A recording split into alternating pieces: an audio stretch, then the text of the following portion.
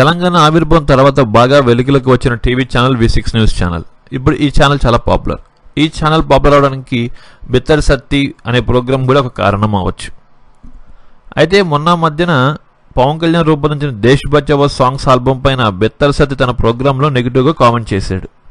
డైరెక్ట్గా తిట్టకపోయినా ఇండైరెక్ట్గా పవన్ కళ్యాణ్ అడిగితే స్పెషల్ స్టాటస్ ఇస్తారా మోడీ సారు అని సెటైర్లు వేశాడు. ఇంకా వైజాగ్ బీచ్లో ప్రజలు సంయుక్తంగా నిర్వహించిన ఉద్యమంకి వైఎస్ఆర్సీపీ పార్టీ అలానే టాలీవుడ్ ఇండస్ట్రీ కూడా మద్దతు తెలిపింది. అయితే అందులో జగన్ స్వయంగా ఆ ఉద్యమంలో పాల్గొన్నారు.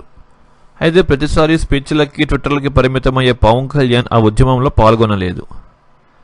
అందుకు బదులుగా నాలో పోరాటం పౌరుషం తగ్గిందనుకున్నావా, నా గుండెల నిండా ఆత్మ గర్వం ఉన్నాయి. గర్వం అంటే నేను స్పెల్లింగ్ మిస్టేక్ చెప్పలేదండి. బిత్తర్ సత్తి తన భాషలో గౌరవాన్ని గర్వంగా చెప్పాడు.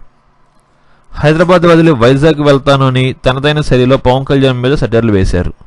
అంతేకాకుండా పవన్ కళ్యాణ్ని కళ్యాణం అని వెటకారంతో అన్నారు. పవన్ కళ్యాణ్ ఫ్యాన్స్ సోషల్ మీడియాలో నానా రచ్చ చేశారు.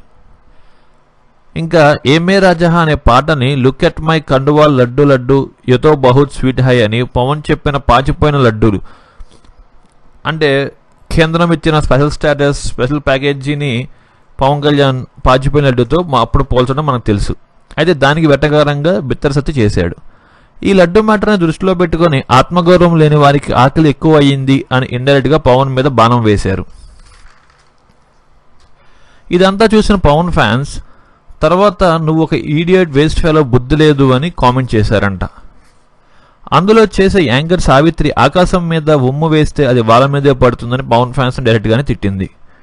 దీంతో పవన్ ఫ్యాన్స్ కొందరు సావిత్రికి వార్నింగ్ ఇచ్చారని బిత్తర్ సత్తి ఇంటిపై దాడి కూడా చేశారని సమాచారం. మరి అది ఇంతవరకు నిజము అనేది వాళ్ళకే తెలియాలి. Thanks for watching. బాయ్.